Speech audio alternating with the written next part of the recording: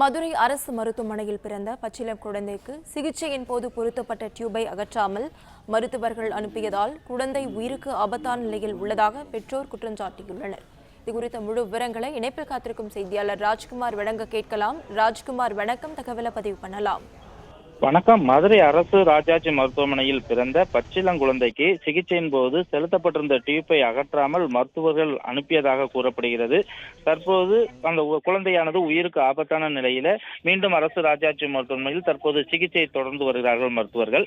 ராமநாதபுரம் மாவட்டம் முதுகுளத்தூர் சேர்ந்த லோகநாதன், மீனாட்சி இந்த தம்பதிக்கு நவம்பர் 14ஆம் தேதி மதுரை அரசு ராஜாஜி மருத்துவமனையில ஒரு பெண் குழந்தை பிறந்தது.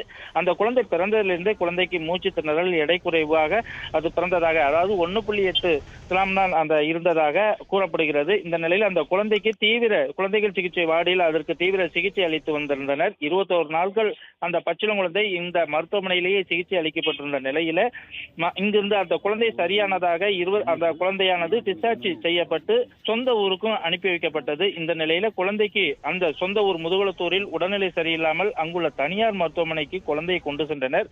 அங்கு மருத்துவர்கள் ஸ்கேன் எடுத்து பார்த்தபோது குழந்தையின் வயிற்றில் டியூப் இருப்பதாக கூறப்படுகிறது. இந்த நிலையில அதிர்ச்சியடைந்த பெற்றோர்கள் உடனடியாக அந்த குழந்தையுடன் இங்கு மருத்துவமனைக்கு, மதுரை அரசு ராஜாஜி மருத்துவமனைக்கு கொண்டு வந்து தற்பொழுது அந்த அவர்கள் கொடுத்த ரிப்போர்ட்டின் மூலமாக மருத்துவர்களிடம் காண்பித்து அவர்கள் குழந்தை வயிற்றில் டியூப் இருப்பதாக கூறினார். இதனால் மருத்துவர்களும் அதிர்ச்சியடைந்து உடனடியாக அந்த குழந்தையை அவசர சிகிச்சை பிரிவிற்கு தற்போது கொண்டு சென்று அங்கு தீவிர சிகிச்சைக்காக தற்போது ஆலோசனை நடைபெற்று வருகிறது. குழந்தைக்கு தொடர்ந்து சிகிச்சையும் நடைபெற்று வருகிறது.